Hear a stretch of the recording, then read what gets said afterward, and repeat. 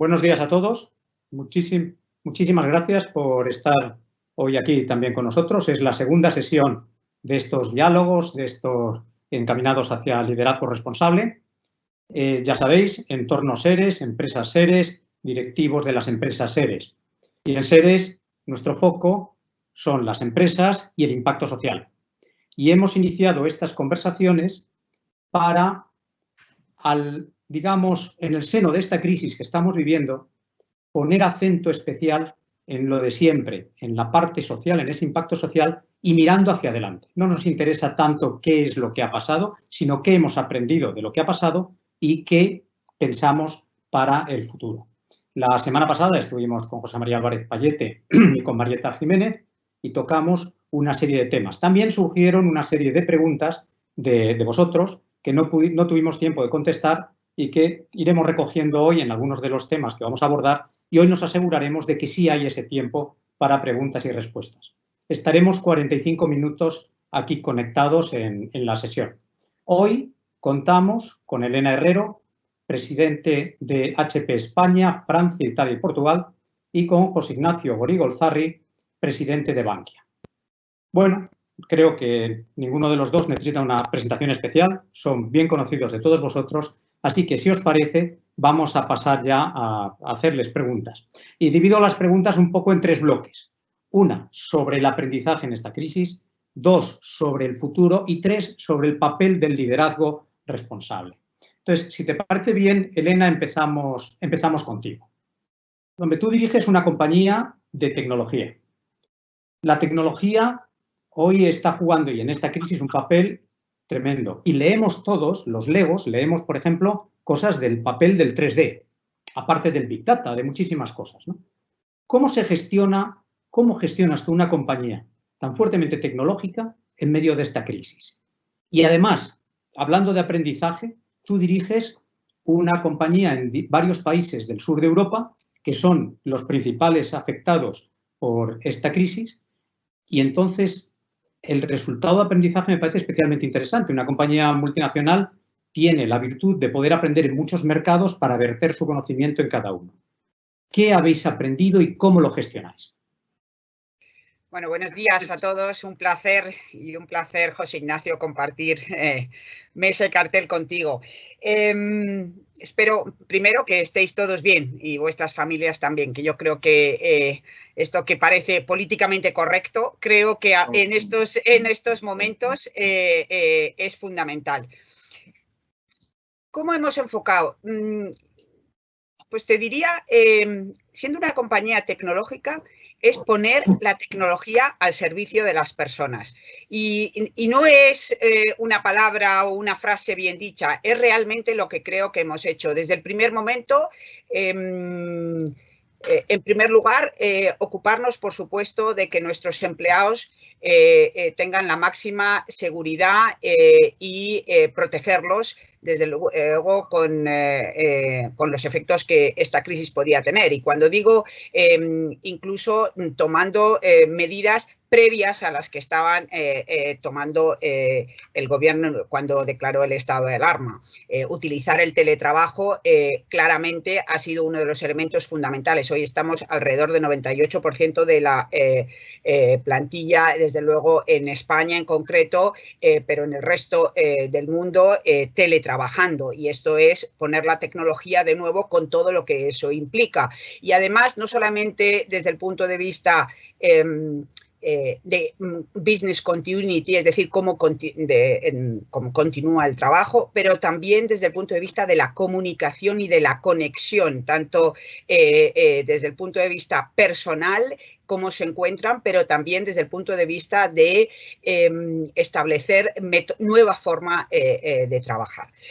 Pero también tuvimos en cuenta, y de nuevo centrado en las personas, cómo podía la tecnología ayudar a los clientes, precisamente en ese business continuity, en esa manera, y más allá incluso de lo que podía ser el mundo desde el punto de vista de negocio, sino también a familias, para el tema de educación, para el tema de la formación, para el tema de entretenimiento, de conexión, de comunicación. Por lo tanto, un foco enorme de cómo podíamos dar el soporte, el mantenimiento, consultoría sobre ciberseguridad, cómo podíamos hacer que realmente todo lo que es el ecosistema de nuestros clientes y de nuestros partners estuviera realmente a la altura de la gran demanda que estábamos teniendo.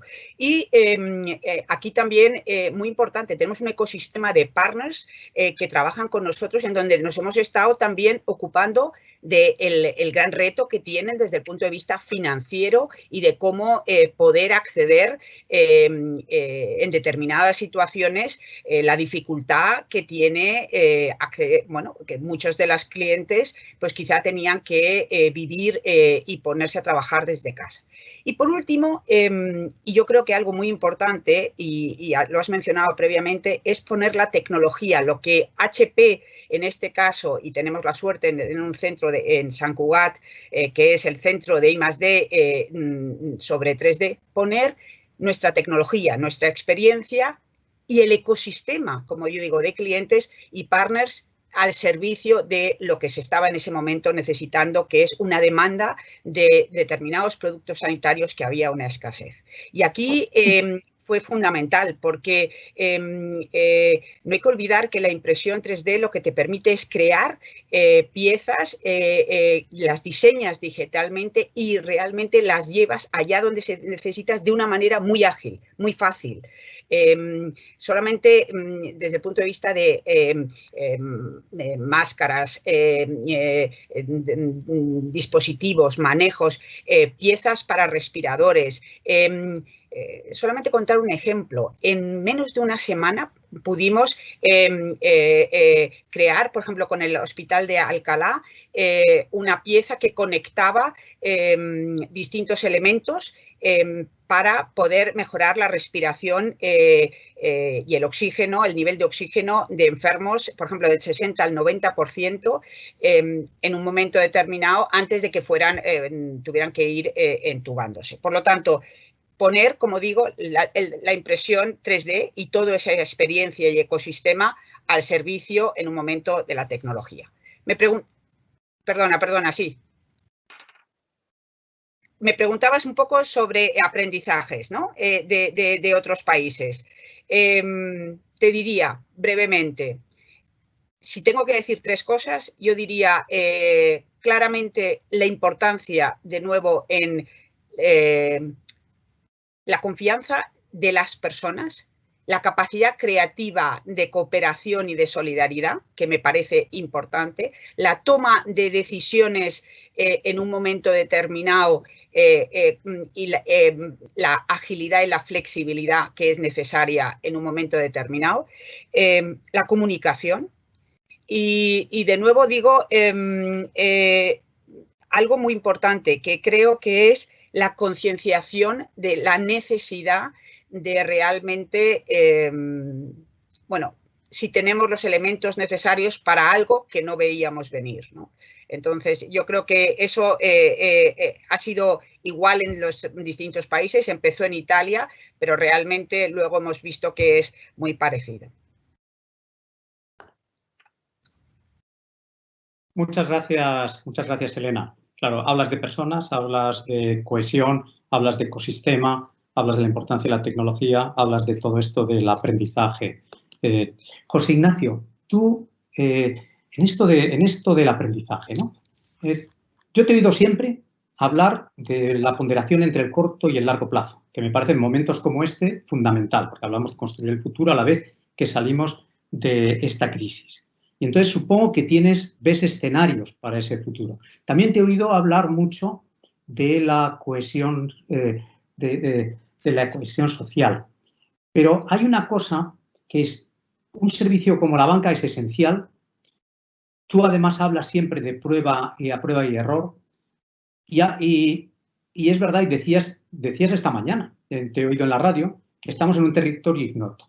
Entonces, ¿qué un servicio como el banco, una compañía como el banco, Bankia, qué está aprendiendo y qué podemos aprender todos con ese prueba y error en estos momentos de crisis y de tanta exigencia. Muy bien. En primer lugar, muy buenos días a todos.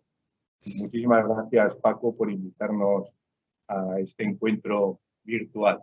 La verdad es que lo primero que tengo que decir es que me encantaría que tuviéramos más tiempo para que Elena nos explicara lo que ha estado comentando sobre la impresión 3D, que me parece un tema absolutamente interesante.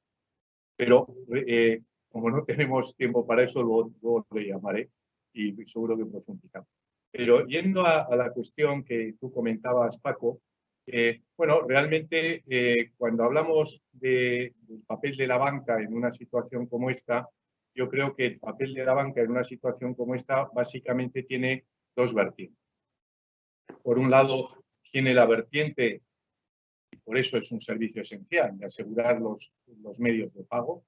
Creo que desde ese punto de vista, la verdad es que no hablo por Bankia, sino por el conjunto del sistema bancario, estamos teniendo un comportamiento ciertamente excelente y además, lógicamente, esto es producto de las inversiones que hemos hecho en el pasado y inversiones no solo en sistemas, sino en ciberseguridad, que es un aspecto que en este momento a mí me parece muy, muy relevante.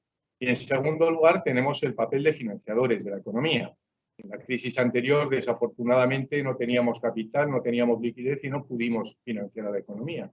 Y en estos momentos, por contraposición, gracias al esfuerzo de los últimos años y gracias también al Banco Central Europeo, la verdad es que tenemos capital y tenemos liquidez y nuestra obligación es estar muy cerca de las familias y estar muy cerca, en definitiva, de las empresas, del tejido empresarial.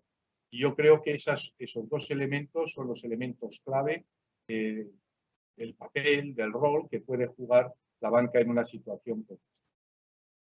Yendo a la otra parte de tu cuestión, y además relacionándolo un poco con lo que también comentaba Elena, realmente una crisis, cuando hablamos de las lecciones que uno tiene que aprender en una crisis, yo no he vivido, lógicamente, como nadie ha vivido una crisis como esta, pero a lo largo de mi vida profesional he vivido unas cuantas, en España y en Latinoamérica.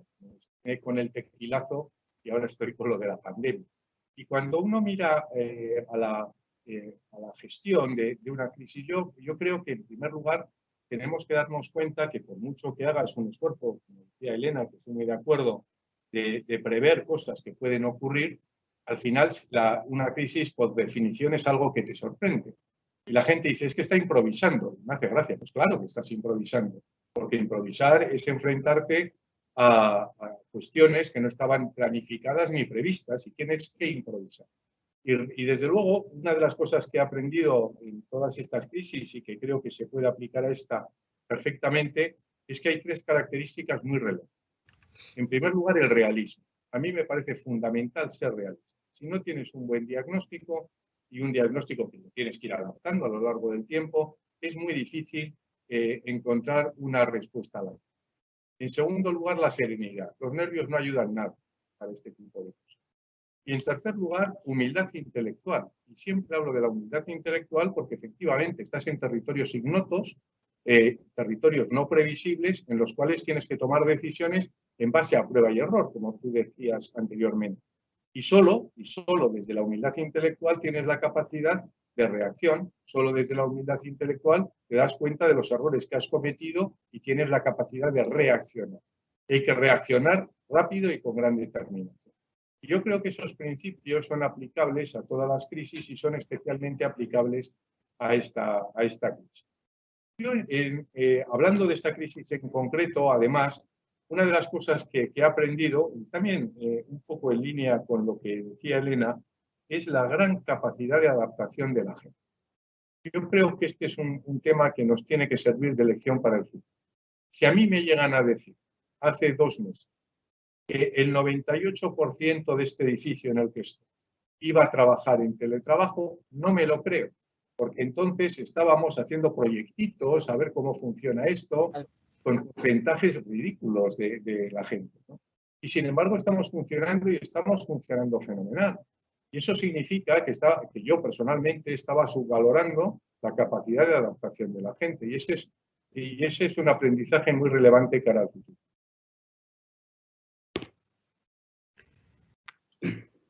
No puedo estar menos de acuerdo contigo, ¿eh? Desde luego es impresionante la capacidad y la resiliencia de la gente, ¿eh? Muchísimas gracias, José Ignacio. Vamos, yo creo que habéis hecho una síntesis magnífica de lo que estamos aprendiendo y de cómo nos estamos sorprendiendo nosotros mismos en este aprendizaje, preparándonos para mañana, para pasado mañana, que es tanto como hablar de futuro. Hoy te oía, ya ves, José Ignacio, como has estado en la radio, ¿verdad? Pues te oía decir algo así como que sin empresas no hay solución. Y aquí estamos en el seno de una organización que es de las empresas para su impacto social. Y ayer leía en un diario económico algo así como que la sostenibilidad futura de las empresas dependerá de su capacidad para aportar soluciones y aportar valor a las necesidades de los individuos. Creo que es porque si no, no tiene ningún sentido. Entonces, pensando en ese futuro y en las empresas, claro, cuando habláis de la tecnología y la capacidad de adaptación, Elena, tú hablamos de la tecnología, hemos alumbrado nuevos modelos de trabajo, es lo que nos ha aportado la tecnología. Esto del teletrabajo, etcétera. Todo eso son grandes oportunidades. Pero todo tiene su en vez. ¿Puede la tecnología también crear ciertas brechas para determinados colectivos vulnerables? ¿Qué riesgos ves tú en la sociedad con estos nuevos modelos y qué debemos preguntarnos? Bueno, a ver, yo creo que veíamos previo a esta crisis, previo al COVID, veíamos ya una cierta origen, en una cierta potencial brecha que se podía dar en cuanto a la formación y preparación de la gente en cuanto a las capacidades digitales, ¿no? Y esto lo veíamos, la digitalización no ha empezado ahora, lleva un cierto tiempo, es progresiva y ya empezábamos a vislumbrar que podíamos correr ese riesgo. Lo que yo creo que COVID ha traído es una aceleración en esa digitalización de manera importante, con lo cual nos va a poner sobre la mesa, además de un impacto de esta crisis que hemos tenido sanitaria, va a tener un impacto claro, una crisis económica, con lo cual si eso lo unes desde el punto de vista de digitalización, claramente puede dar lugar a una brecha importante en cuanto a empleo, en cuanto a qué capacidades son las que vamos a necesitar para ahora en la vuelta, digamos, a mí no me gusta llamar post-COVID porque creo que no es post-COVID, pero es en la nueva norma, ¿no? Entonces, claramente, yo creo que esto es uno de los temas más característicos de Seres y me gusta siempre esa frase muchísima que la he hecho mía, pero que la he escuchado de ti, Paco, que es que nadie se quede atrás. Y esta es una labor que realmente tenemos que hacer entre todos, es decir, cómo realmente desde el punto de vista educativo, por una parte, desde el origen, pero por otra parte las empresas, es cómo realmente tenemos que formar en esas capacidades digitales que van a ser demandadas. Y además, creo que lo tenemos que hacer bastante a corto plazo, desde el punto de vista de que el impacto que vamos a tener desde el punto de vista de crisis económica va a ser muy, muy relevante. Sectores, empresas, yo creo que van a cambiar de manera importante y puede que mucha gente se quede atrás y va a tener un impacto en el empleo, pero también creo que tenemos que mirar en ciertos colectivos que quizá desde el punto de vista tecnológico también se están quedando atrás y que realmente, como puede ser todo el colectivo de los seniors, que para mí, y perdón que lo saque aquí, pero creo que es algo importante, yo creo que hemos tenido un choque de realidad de qué es lo que tenemos con nuestra gente mayor, con nuestros seniors, un país que se jacta de tener una longevidad enorme. ¿Qué hacemos con nuestros seniors desde el punto de vista de infraestructuras, pero también de cómo les tenemos conectados en este mundo que cada vez parece que va a ser más digital? El tema de la educación, cómo no, que me parece importantísimo, en qué capacidades, cómo enseñamos a esos profesores realmente a que enseñen a todos los niveles, no solamente en la parte privada, sino en la parte pública, en esas capacidades que van a ser necesarias y que creo que tenemos que invertir. Y también algo que yo creo que también es importante en todo lo que es ciencia, ¿no? Si hay algo que ha puesto en evidencia es no estamos preparados para realmente lo que se nos ha planteado. Invertimos en ciencia. A mí me sorprende que ahora, en vez de hablar tanto, y perdón que sé que a todo el mundo nos gusta mucho el fútbol, hablamos mucho más de nuestros científicos que nunca. Hemos puesto en evidencia que la ciencia es muy importante, con lo cual esos son riesgos que son reales y que tenemos que invertir de cara a las generaciones futuras, que no les dejemos la deuda sin haber invertido realmente en aquello que yo creo que es importante, porque si no dejaremos una brecha además de una deuda muy importante. Muchas gracias, Elena. Bueno, yo creo que además has elegido un punto que, entre otras cosas, es fascinante, de la necesidad de adaptarse y de la capacidad de adaptación. Y hablas de la educación y hablas de la digitalización. José Ignacio, déjame que te pregunte. Yo antes hablaba de que cómo tú ponderas siempre ese corto y largo. ¿Qué escenario vislumbras? Porque, Elena, cuando tú hablabas de la sorpresa de la capacidad de adaptación que hemos mostrado todos, Elena lo que nos dice es, atención, que también habrá que ayudar a mucha gente para que se adapte al mismo ritmo, no se quede descolgado, porque las condiciones han cambiado. ¿Tú qué escenarios vislumbras y todo eso qué repercusiones tendrá en el mercado de trabajo? Sí, la verdad es que este es un tema ciertamente muy importante, ¿no? Y además es un tema que nos interpela a todos de una manera muy fuerte. A mí me parece que Elena lo ha comentado. Todo el mundo de la educación y el mercado de trabajo, yo creo que tendría y tiene que pasar en primer lugar dentro de las prioridades, creo yo, de los ciudadanos españoles. Y ello por varias razones. En primer lugar, porque partimos de una situación complicada. Nosotros partimos de una situación en la cual tenemos una sociedad dual desde el punto de vista de conocimiento. Hablamos de la generación mejor formada de la historia de España, pero eso es parcialmente cierto. Tenemos una parte de la juventud española que está no preparadísima, sino lo siguiente, pero por contraposición tenemos casi un tercio de nuestra población entre 18 y 24 años que no han pasado de la enseñanza obligatoria. Y esa es nuestra situación de partida. Y a eso se suma un cambio extraordinario, como ha comentado Elena, en términos de requerimientos digitales cara al futuro. Es decir, no solo tenemos una situación compleja, sino que tenemos que adaptar permanentemente las habilidades de la población española. Y no solo de los jóvenes, sino de todos nosotros a lo largo de nuestra carrera profesional. Y a mí me parece que ese reto de educación, entendida así de manera amplia, creo que es la prioridad más importante que tenemos. Mirad, ayer yo tuve una prueba de realismo extraordinaria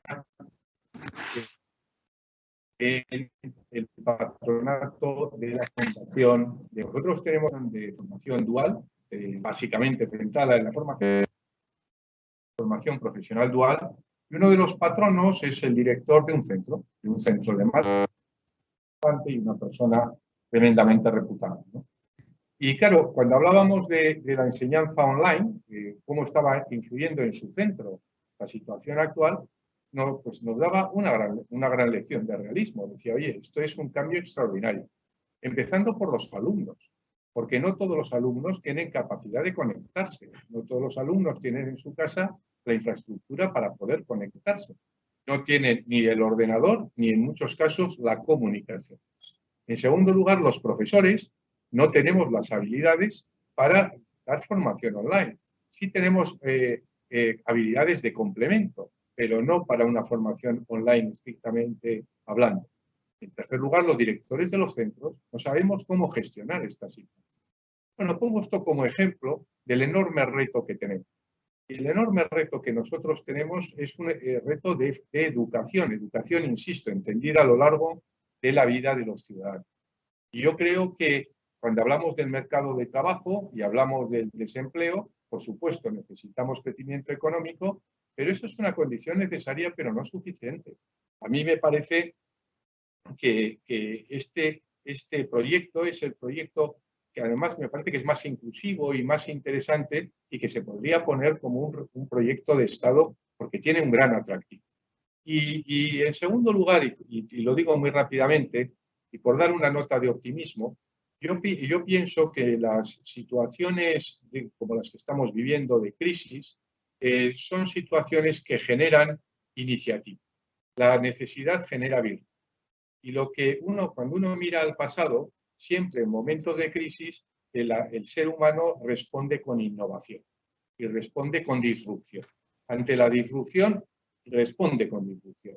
Y desde ese punto de vista, yo estoy convencido también que esta situación que estamos viviendo nos va a dar lugar a unos procesos de innovación en todos los sentidos, no solo tecnológicos, sino en relación de las personas también, que seguro que en el medio plazo van a contribuir al bienestar de los ciudadanos.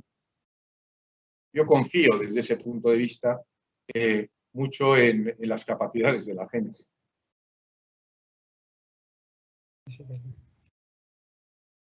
Muchas gracias, José Ignacio. Sí, hablamos de Darwin, hablamos de acelerar nuestra capacidad de adaptación, hablamos de educación, hablamos de innovación. Bueno, dejadme que vaya al tercer bloque de preguntas antes de pasar a las preguntas que tengan nuestros compañeros conectados, ¿no? Que tiene que ver con el nombre de estas sesiones, liderazgo responsable. Hay una persona admirada por unos o por otros no, pero que sin duda ejerció un liderazgo tremendo en una crisis que fue la del 11S, que fue Giuliani. Y recuerdo que una vez le preguntaron en una entrevista que cómo había liderado eso y que por qué había resultado el líder en Nueva York, y él contestaba, dice, mira, en estas situaciones alguien tiene que enarbolar la bandera, alguien tiene que recoger la antorcha. De alguna manera, este es un papel que nos corresponde a todos los que tenemos responsabilidad de empresa, tenemos el privilegio de dirigir un colectivo de personas. Por eso hemos ya hablado de liderazgo responsable. Elena, brevemente, ¿cuál es el papel de ese liderazgo responsable? Y ya comprendo que al decir brevemente es una ironía, porque la pregunta es compleja. Pero ¿cuál es el papel de ese liderazgo responsable para todo lo que sea reconstrucción, reanimación, considerando lo que tú antes decías, que nadie quede atrás? Bueno, yo creo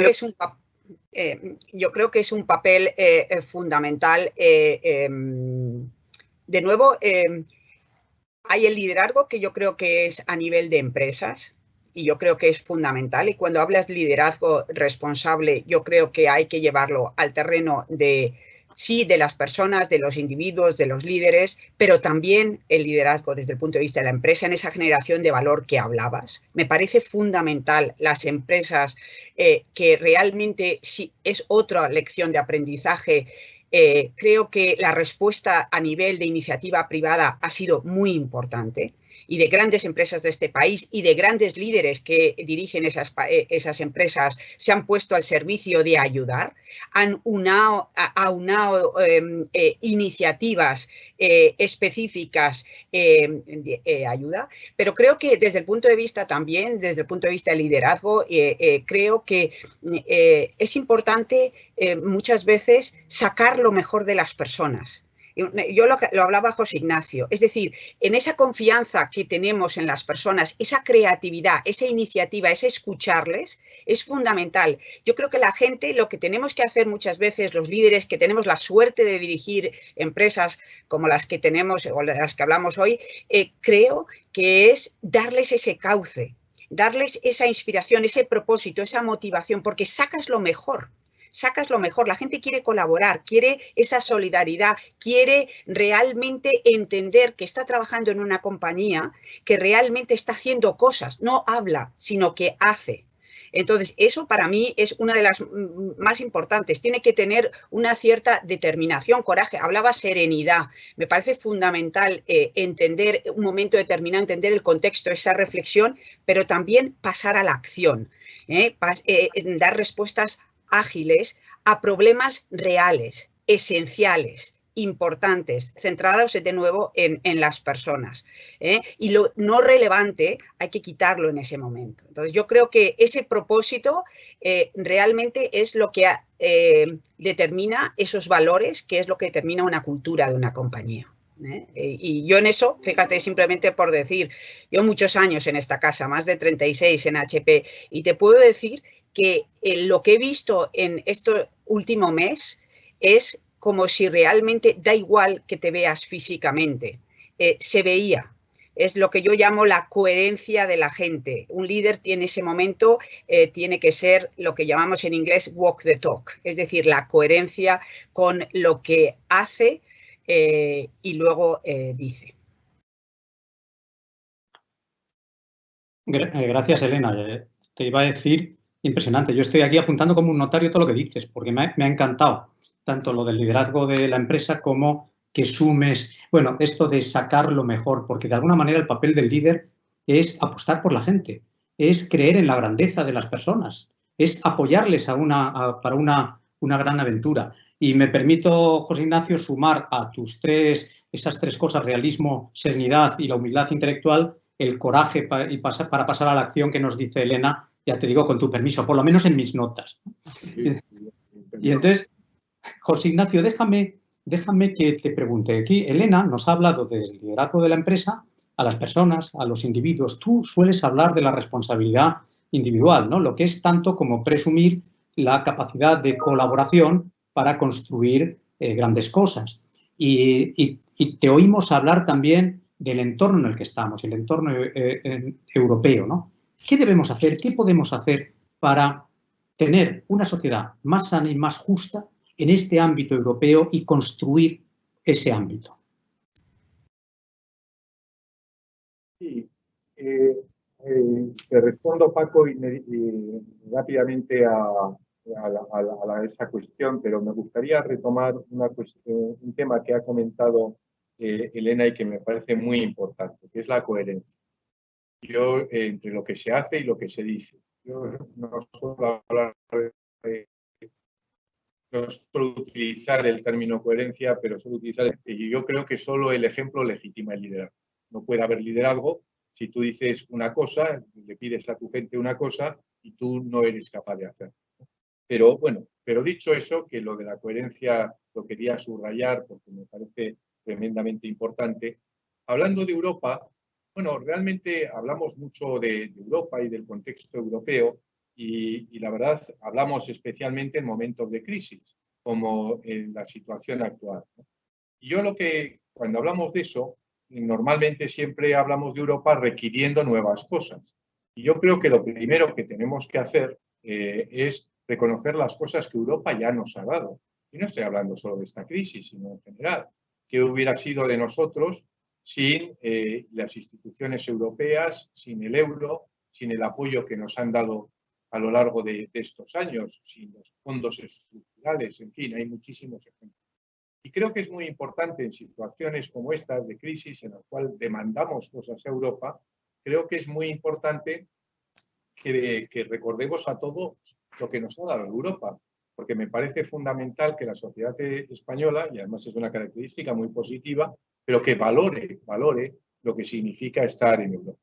Dicho eso, efectivamente, creo también que en esta crisis Europa nos ha apoyado claramente, es decir, el Banco Central Europeo nos está apoyando, eso yo creo que tenemos que ser conscientes que está comprando nuestra deuda pública de manera masiva, eso significa financiación más baja y desde luego la Comisión Europea se movió por un volumen de dinero muy relevante, 500.000 millones de euros.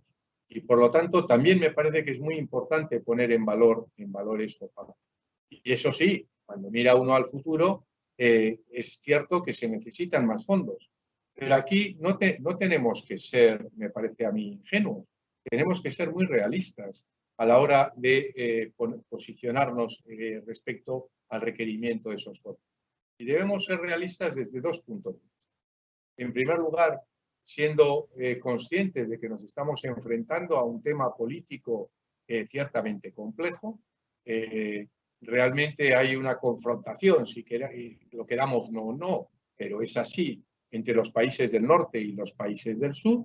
Los países del norte, en definitiva, lo que dicen a los países del sur es, oiga, baje usted sus riesgos, baje usted sus riesgos.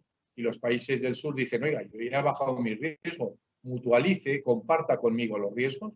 Y ese es un tema muy complejo. Y desde ese punto de vista, creo que en las próximas semanas tenemos que encontrar alguna solución. La propuesta del gobierno español me parece muy inteligente, pero tenemos que encontrar alguna solución, porque si no encontramos ninguna solución, creo que tenemos riesgos de que el proyecto europeo se rompa. Pero dicho eso, también tenemos que decir a los ciudadanos españoles que Europa nos tiene que ayudar, pero nosotros nos tenemos que ayudar a nosotros mismos. Y eso significa que tenemos que ser absolutamente responsables. Es decir, que nosotros tenemos que hacer nuestros deberes en términos de gestión de nuestras cuentas públicas. Y eso por dos razones. Primero, por razones de responsabilidad y segundo, por razones de capacidad de negociación.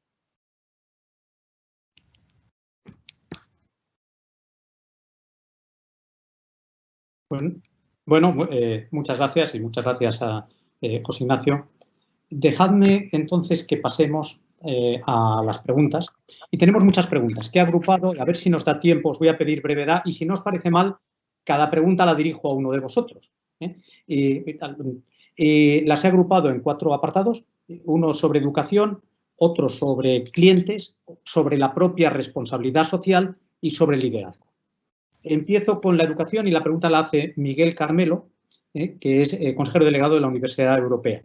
Elena, te la voy a pasar a ti, porque él mismo dice, o sea, yo creo que en otras preguntas dice que en parte se ha tocado este tema. ¿Puedes profundizar algo más sobre cómo puede ayudar la tecnología en un momento como este tan concreto, en el momento que estamos viviendo, cuando parece que la vuelta presencial a la escuela está lejos? ¿Se pueden hacer más cosas de las que se hacen? Hombre, yo creo que clarísimamente se pueden hacer y yo creo que se están haciendo. Y como yo creo que habéis dicho antes, muchas veces se está improvisando porque realmente no estábamos esperando que esto ocurriera ni que fuera tan largo en el tiempo.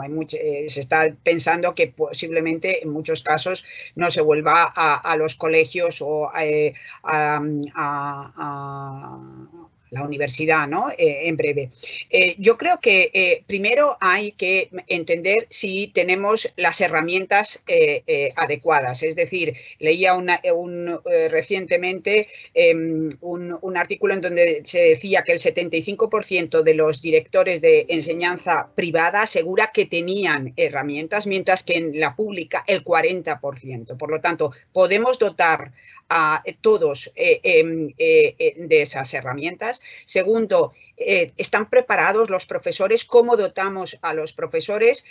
Hay muchas iniciativas. Nosotros estamos, por ejemplo, colaborando con programas y proyectos de cómo ayudar con esas herramientas tecnológicas a pasar el currículum, y realmente creo que es importante, porque es importante en ese terreno dar no solamente la parte, digamos, como yo digo, hard, pero hay que adaptar ese currículum y hacerlo interactivo y hacerlo cada vez más personal y que no realmente dejemos gente atrás. Yo creo que en ese sentido sería lo que yo me centraría, en herramientas tanto hard como soft.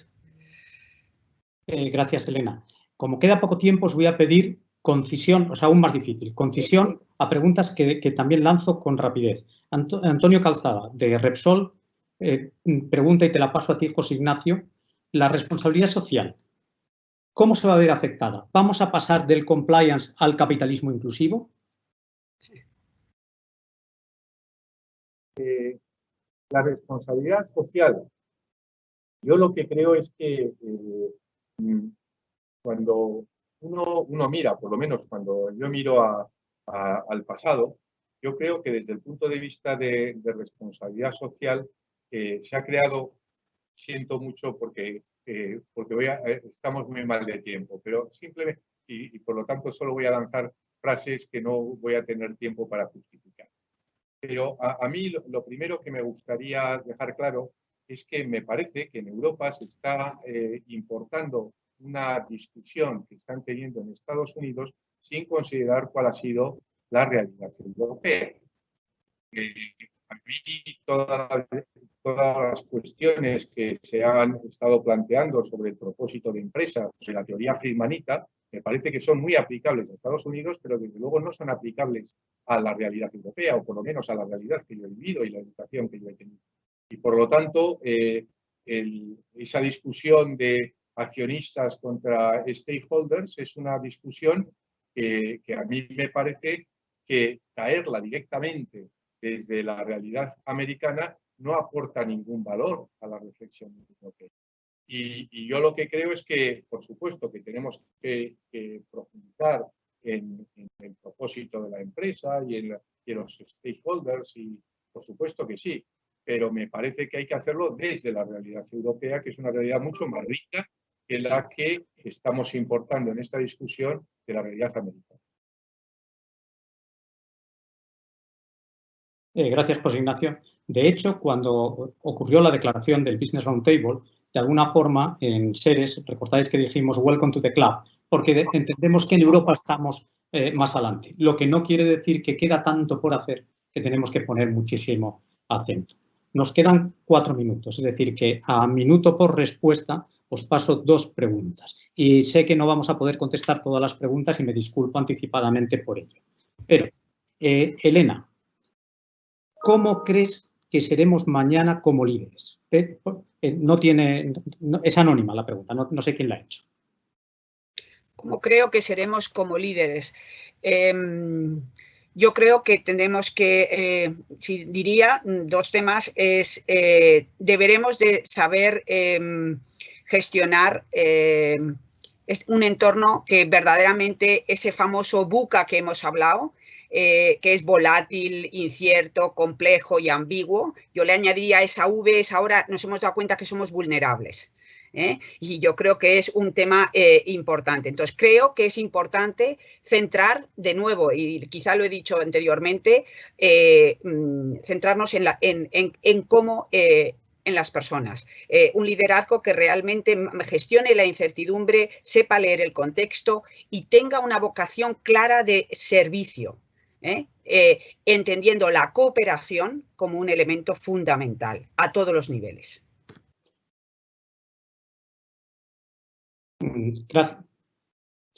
Gracias, Elena. José Ignacio, tú decías que tenías, para sorpresa tuya, el 98% de la gente ahora mismo teletrabajando.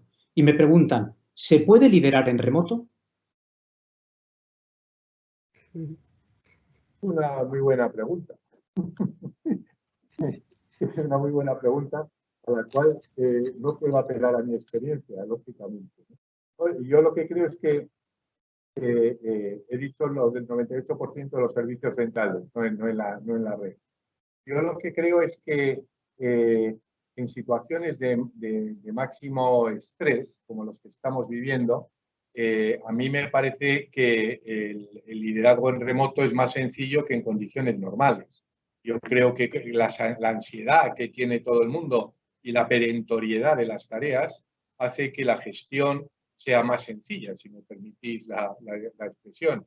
Y desde ese punto de vista, el liderazgo en remoto, en situaciones de estrés, pues me parece que está siendo una realidad y vosotros lo estáis viviendo en vuestras empresas.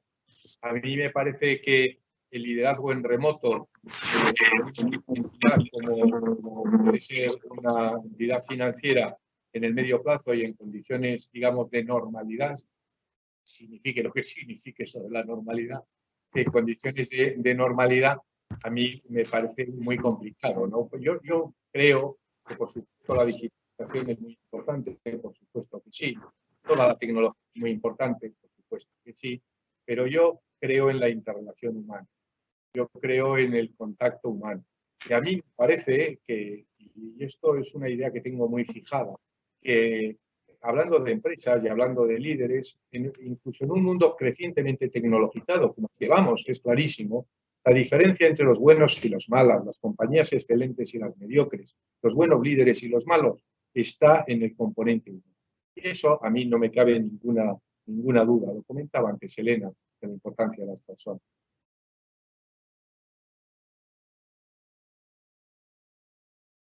Muchas gracias, José Ignacio, muchas gracias, Elena. Llegamos al final. A mí me ha encantado escucharos. Todas estas reflexiones sobre el liderazgo, esas 3 características, realismo, seriedad, mitad intelectual, le ha sumado Elena el coraje, la capacidad de acción, que hemos aprendido que somos vulnerables. Decimos, dices tú, Ignacio, y creo que todos lo subrayamos, que es el contacto humano. La tecnología ayuda para esas cosas en remoto, es un desafío para todos, es liderazgo responsable. Bien, nos despedimos aquí, agradecemos a todos la conexión. La próxima sesión la haremos la semana que viene. No la haremos en jueves como hemos hecho hasta ahora, sino que la vamos a hacer el próximo miércoles 29 a las 10. Y estarán con nosotros Antonio Huertas, presidente de MAPRE, y Jesús Alonso, presidente y consejero delegado de Ford España Iberia.